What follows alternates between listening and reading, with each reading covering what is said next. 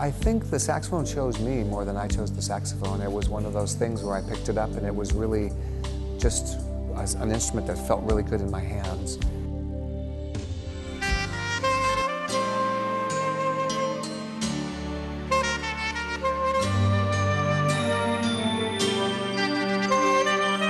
Như là mình được sống một cái gì đấy nó rất là thư giãn.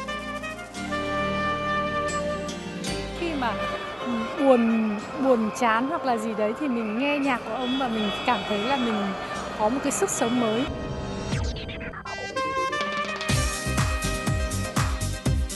Giống như là những thế hệ 7X ngày xưa, nghe Kenny trong quán cà phê cùng với bạn gái là một cảm giác rất là yêu mốt, rất là sang chảnh.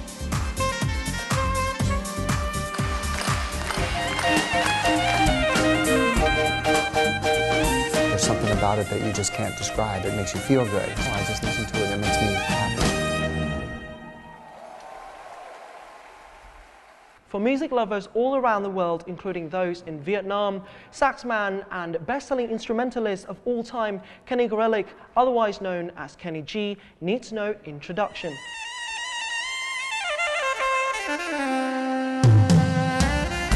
The Grammy Award-winning saxophonist is one of the best-selling artists of all time, with global record sales exceeding 75 million copies.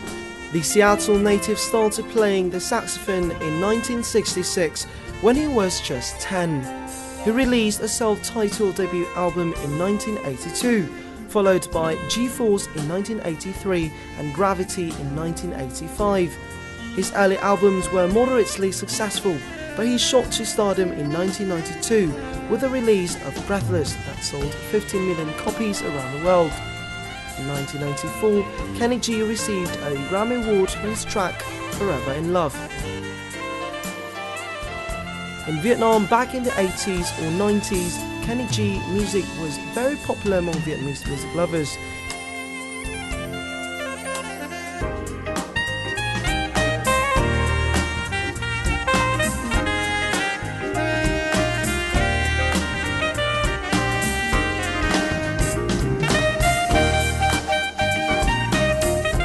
And the American saxophonist is here in Vietnam for a one-night-only concert on October the 13th. And Talk Vietnam is lucky enough to snatch him right on the sideline of his event to have a little chat about his life, music, and his trip. Hi, Kenny. Welcome to Vietnam. Thank you very much. Honoured to have you on our show. Thank you. And so, what brought you here to Vietnam? Well, we've been trying to come here for years, and with an artist it works like this. There's managers, there's booking agents, there's venues, there's promoters.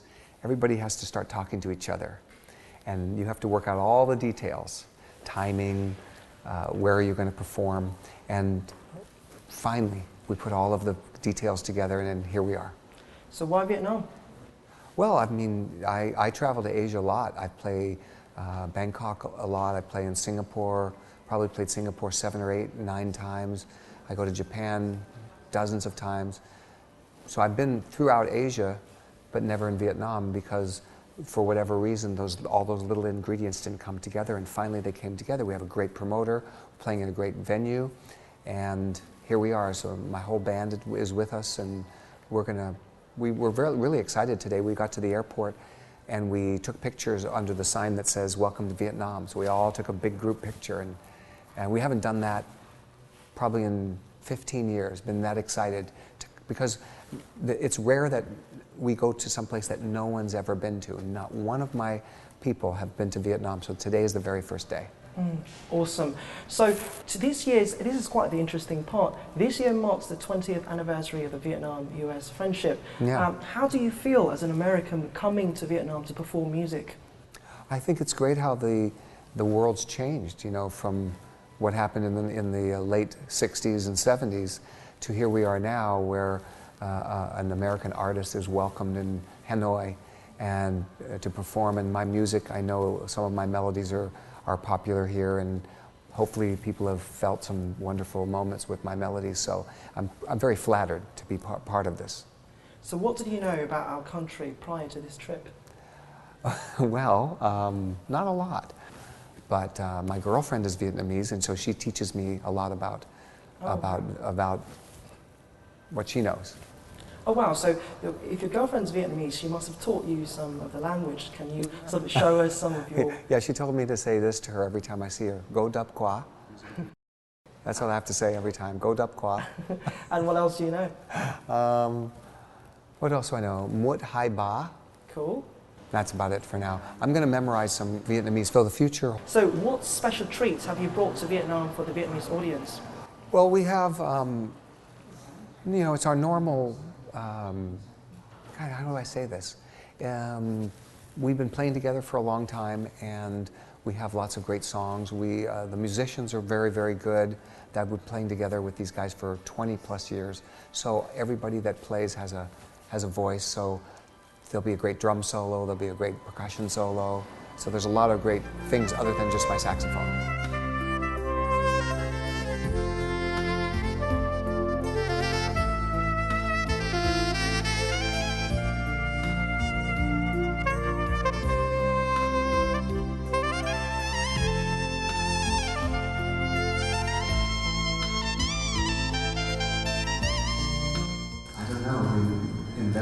VP Bank and IB Group spent 2 years on attempts to bring Kenny G to Vietnam.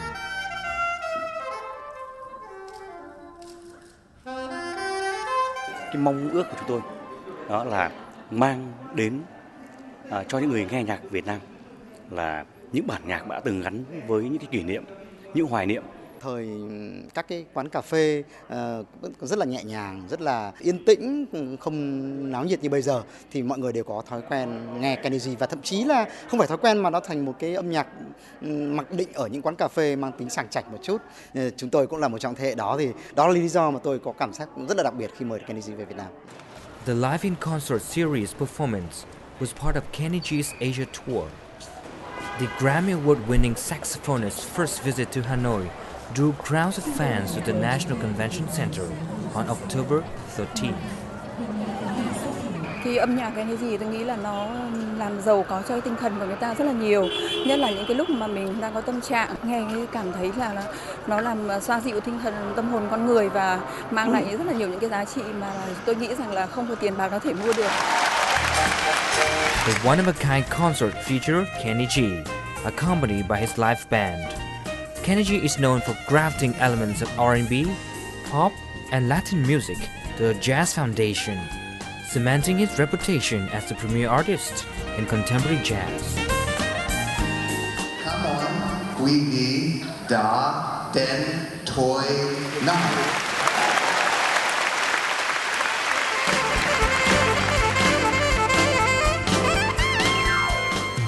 Kenny G holds the 1997 Guinness Book of World Records for playing the longest note ever recorded on a saxophone. He held an E-flat note for 45 minutes 47 seconds. He did not disappoint the Vietnamese audience as the saxophonist gave a professional performance.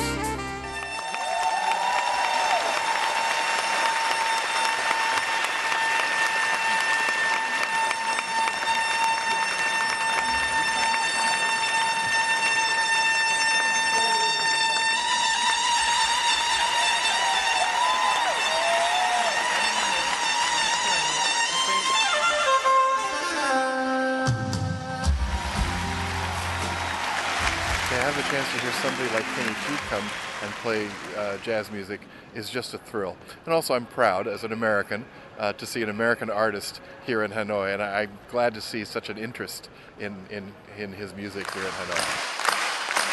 For many Vietnamese, Kenny G and his music go beyond the melody, reaching the soul and stirring up memories. With the saxophone, a single note can vary depending on the player's style. Kenny G and his saxophone, backed by his live band, created an unforgettable night for local audiences.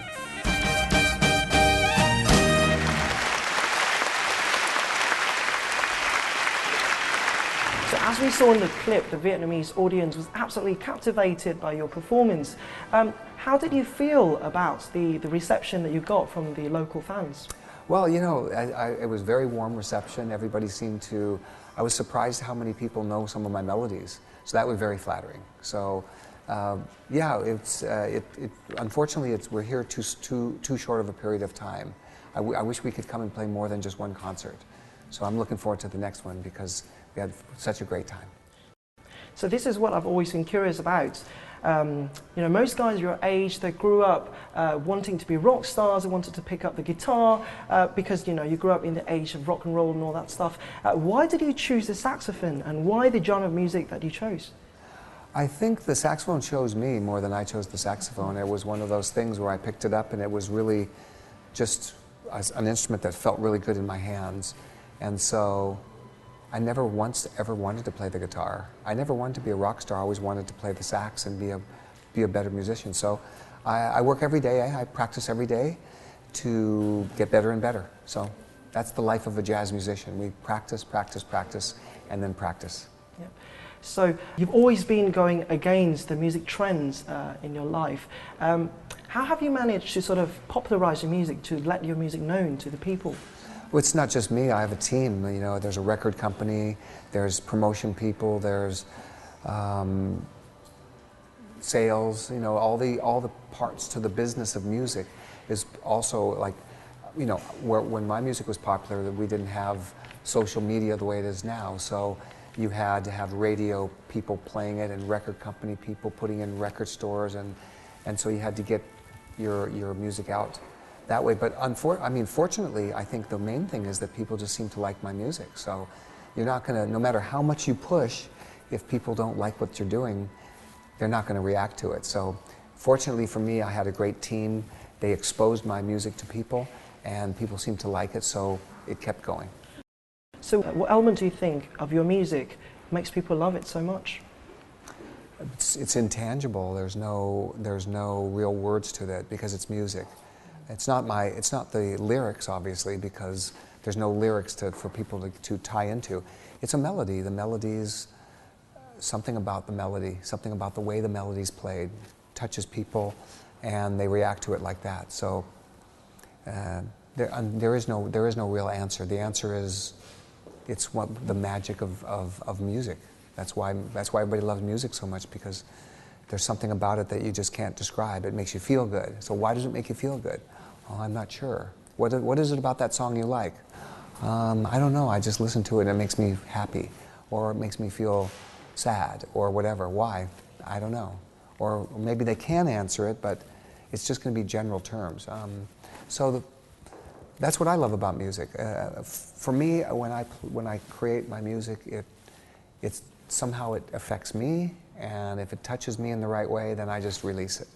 And then a sad song to me might be an inspirational song to somebody else.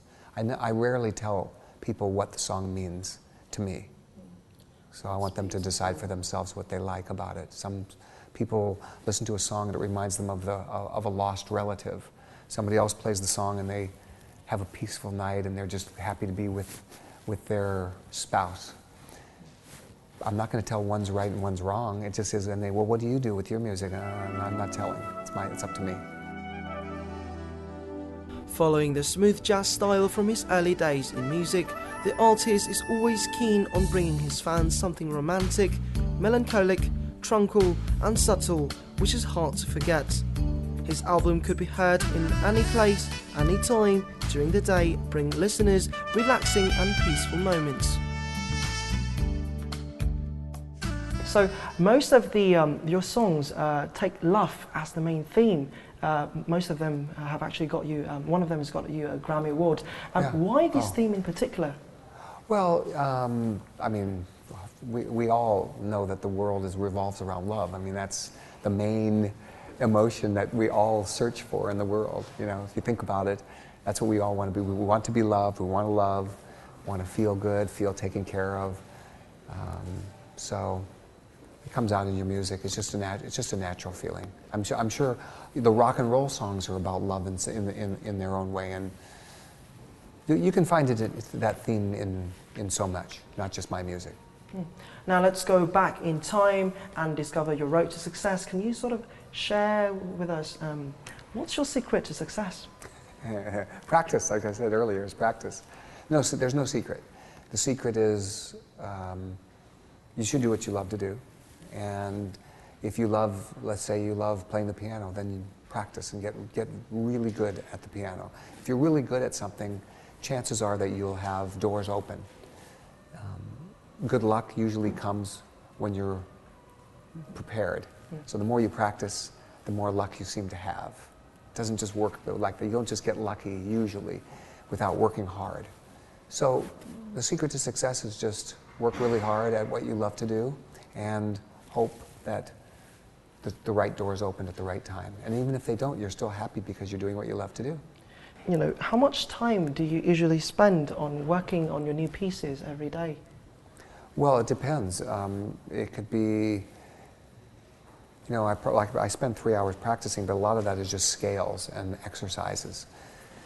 But as far as working on new music and working on music, it just depends. Some songs are quick and some songs take a long time. There's no one answer to that question. It is what it is. Some songs come very easy. Some songs I have to work very hard at.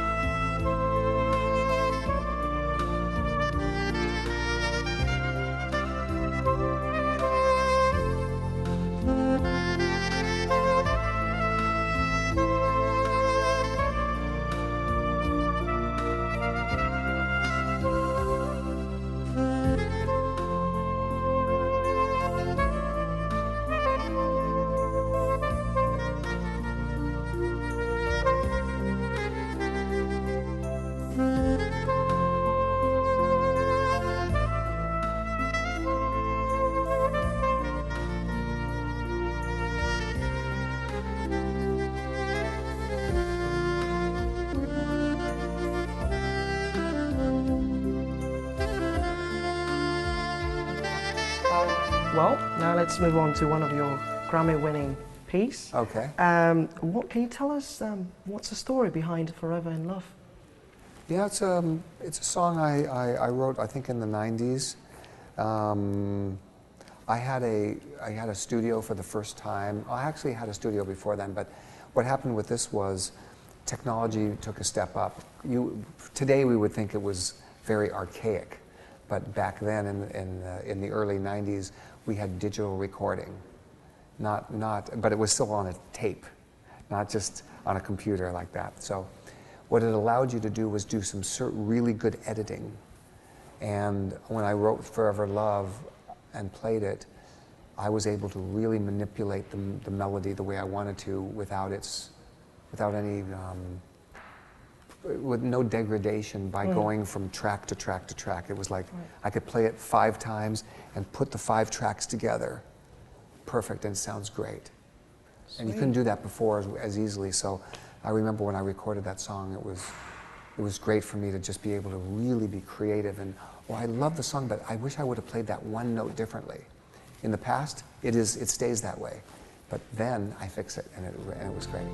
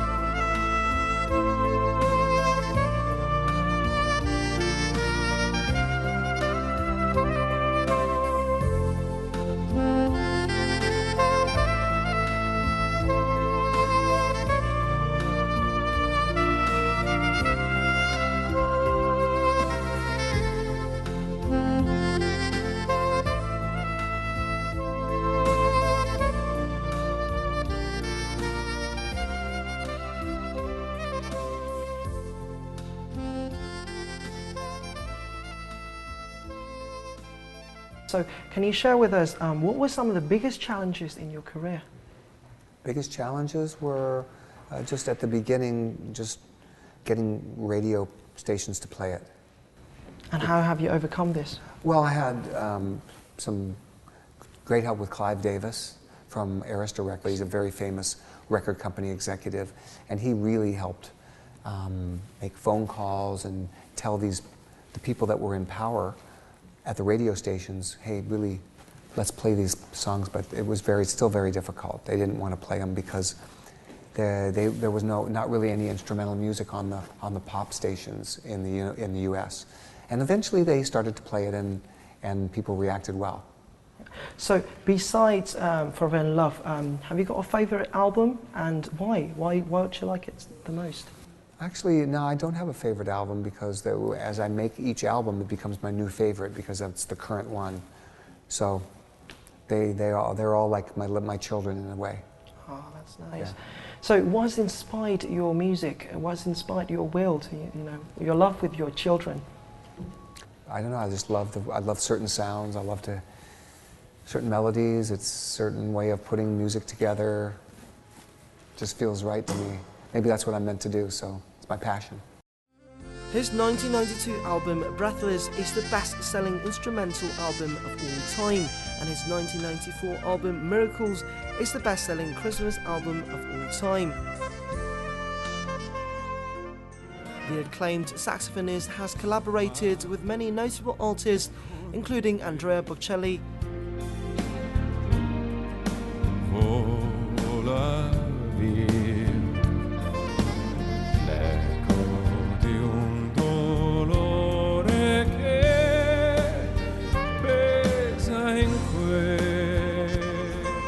Whitney Houston and Natalie Cole.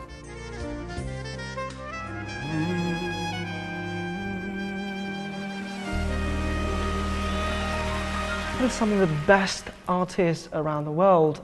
Can you share with us one of your favorite experiences, and who was it with, and what was it like? I'm trying to think who I can single out, Done a lot of really good stuff. I played with everybody. Whitney Houston, I did some nice stuff with her. We did a long tour together where we played for like 70 or 80 cities, night after night. That was really memorable. Really liked doing that. Tony Braxton was another person I worked with. I worked with Michael Bolton. Richard Marx I've worked with. He's also collaborated with musical legends from Aretha Franklin to Stevie Wonder, and even popped up in a Katy Perry video.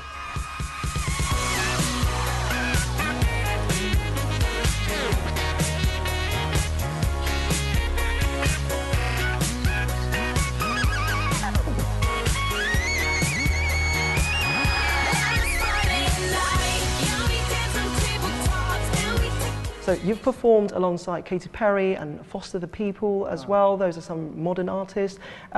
What did you enjoy the most about these experiences? Oh, well, yeah, I was flattered that they called me to do stuff with them because they're so much younger than me. But yeah, it was really fun. It was exciting. It was exciting to see how my saxophone could blend in with their music. I thought it worked out very well. So that was cool. That was very, very cool. Is playing a sax and then crowd surfing, jumping off of a rooftop and crowd surfing into a bunch of people, strangers' hands. Awesome.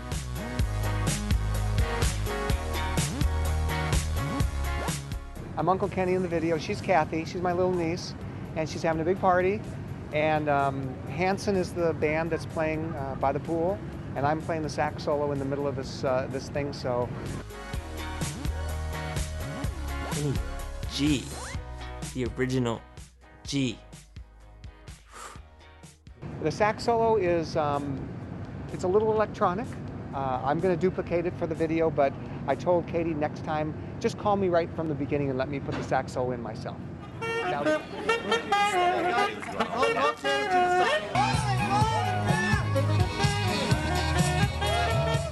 My mind is still bleeding with fun times. I can't even comprehend what's happened to me. I met Kenny G. That's a bucket list check off.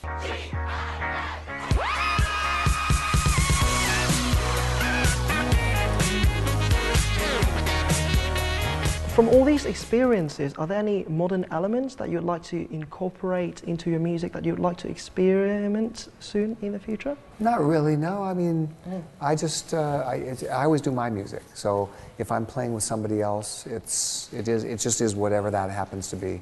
And when I write my music, it's just, of course, indirectly, everything influences you. So are there elements from those experiences that might influence some of my music? Sure, but it's not a conscious thing where I go, oh, I'm going to try to incorporate that modern thing that I did with this artist into my music.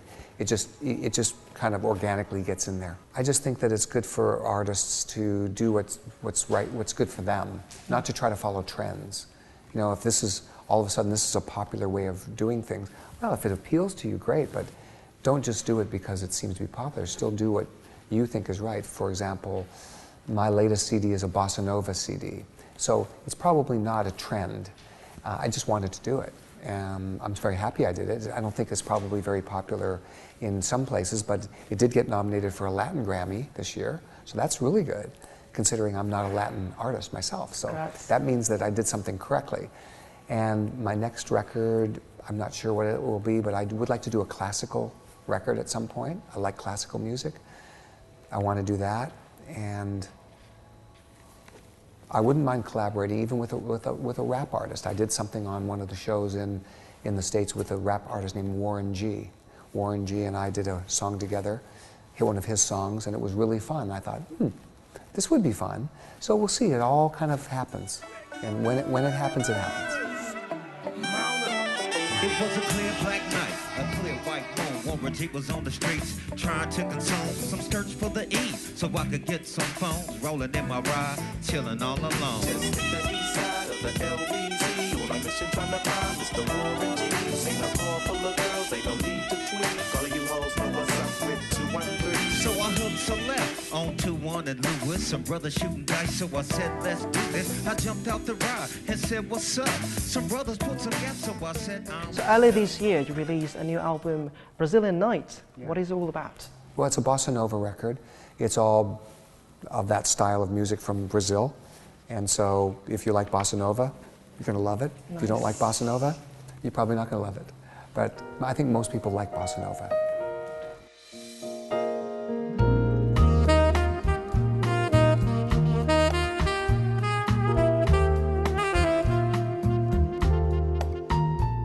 Brazilian Nights, that's me on my tenor. Wasn't written for tenor, by the way, it was written for soprano. So I said, can we change the key, and can I try it on a different horn? So we experimented. There's 12 keys, and I have 3 saxophones. So there's a lot of combinations of how these things could be. And finally, one particular key, and on my tenor, and then, there it is. I knew the melody was there. I knew there was a song there.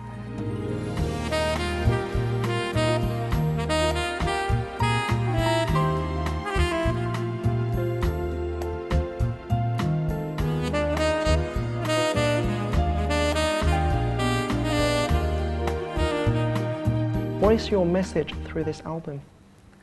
I just was trying to just kind of honor the sounds of the old masters of saxophone from the 50s and the 60s that played a lot of these bossa novas.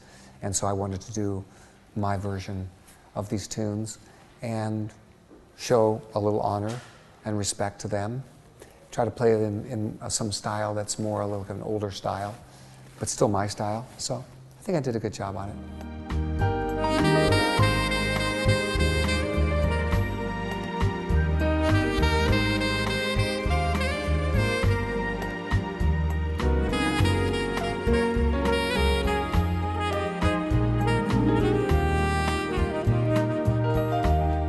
It's a melodic song. It's very touching. It's one of those songs that just makes you feel like you're on top of the world. So a lot of Vietnamese fans here know about you and love you through your music, but what does the smooth jazz king love to do besides music? What are your other hobbies? Let's see, my hobbies are I play golf. I'm a pilot, so I fly an airplane, yeah. What? So those are I'm a good skier, snow skier. Not a lot of that in Vietnam, I'm sure, but yeah, those are my things that I like to do. What would you have become if you were not a saxophonist? I'd like to say I would become a golfer, but I am, who knows? They're so good, you know, the pros. Would I have been that good? I'm not sure. That would have been fun. I think I would have enjoyed being a golfer. Okay, so tell us a little bit about your family. Have you been able to manage between your life and your work life and your family life? Well, it's a balance. And with balance, everything gets off balance. Sometimes it's off balance here, sometimes it's off balance there. I try my best. You know, when I have two sons, so I wanted to spend as much time at home as I could. I also have my job, so I try to balance that out, go on the road enough to keep things going, but then not so much that I'm missing out on so much at home. So just, I tried to do what made sense to me, and I think I did a very good job as far as balancing it. Like I said, sometimes I was balanced this direction, sometimes this direction, but overall I think I did a good job. So, how about your own father? We learned that you put a tweet online saying, "Me and my dad, he's 93 and going strong. What a sweet shot." So, what role does your father play in your life? It was a good shot. It was a really nice shot. Oh, you know, listen, he's my dad. Doesn't really play much of a role in my life now. He lives in Seattle. I live in LA. I've been trying to get him to move to LA and come live at my house, but he's very independent. He wants to be on his own. So I see him a few times during the year. I go up and visit him. But I wish that he would just come and live in my house, because that would be so much more fun. So, but as far as, he's had a lot of influence on my life because he's smart, he's very calm. And I think I got a lot of calmness from him. He doesn't get too excited about things, which is good and bad, because you should be excited about some things. And so, but he's very, very, very mellow. Nothing phases him, so, but that's a good thing in some ways. I think I got that part from him. So many Vietnamese dream of becoming like Kenny G, and a lot of them want to be as successful as you. What is your advice to the Vietnamese young musicians? Well, yes, it's, you can strive for those things, but the main thing is, practice your instrument and become very good at your instrument. That's the main thing. Work hard, become the best violin player, the best saxophone player, trumpet player, piano player. Just work really hard, and then that will take you where you're supposed to go. That's what happened to me. What does the future hold for Kenny G? The future, let's see, well, hopefully coming back to Vietnam more often, I'm hoping. So the future holds, hopefully coming back to Vietnam, as I said. I don't know, I'm going to record more CDs, I'm going to keep performing on the road, I'm going to hopefully, I'm hoping to do some film music. Like, for example, a movie like Titanic. Beautiful melody, I think James Horner was the one that wrote that. And then, so there's a beautiful melody and it comes in and out of the movie. Sometimes it's played by a violin, sometimes a flute. Of course, Celine Dion sings it at the end of the movie.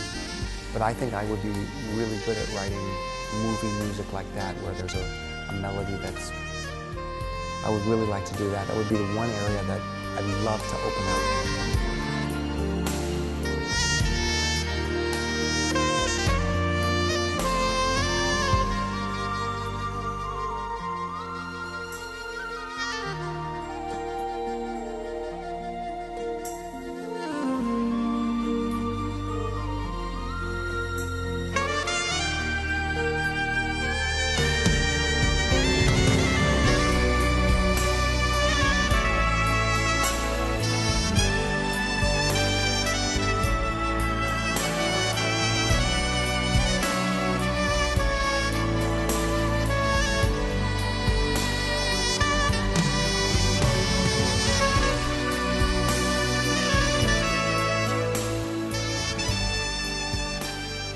I just want to add one more question.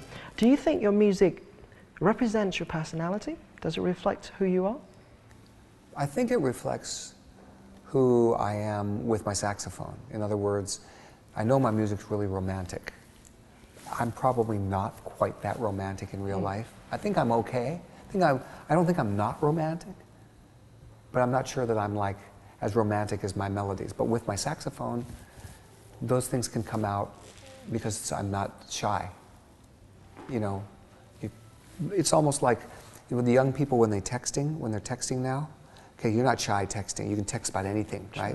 But if you have to say something to that person, probably not going to say the same thing you're texting, right? So with my saxophone, if I'm playing this melody, this romantic, heartfelt, if I take the sax out of my mouth, I probably won't be able to say those words because I'm probably a little too shy to do that. So that's how it represents me. Maybe it's the inner me coming out. Wow. Yeah. So imagine a world without your saxophone. What would it be like? Probably frustrating for me because I wouldn't have an outlet to be the real person that I am, or I'd have to learn how to do that. Maybe that I would, hopefully, but fortunately I have my saxophone, so I can, every day when I'm practicing, there's lots of these emotions that come out when I'm playing that I go, wow, that was cool, that felt great. It wouldn't come out if I hadn't done my practicing because I'm probably not going to go out and find somebody to talk to in that way. You know, sometimes playing some really hard scales, I mean, that's like, you know, that's like going to the gym and like a boxer punching that punching bag and everything's going perfect, right? I probably can't do that, but I can do it this way. So there's lots of ways that the saxophone helps me get these feelings out that maybe we would be locked in and create a more, a less fulfilling life. So I'm lucky that I have it. Okay, cool. So thank you very much for joining our show, and we wish you the best of luck with all your future endeavors, and enjoy your stay here in Vietnam. Thank you. So now can you send us away with your beautiful music? I would be glad to. Lovely. That's what I want to hear.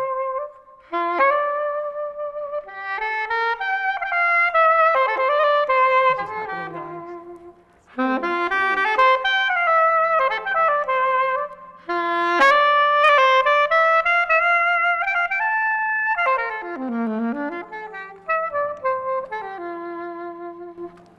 There you go. Wow, that's so cool. Thanks so much, man. Thank you. That was a great experience. Cheers. Thanks.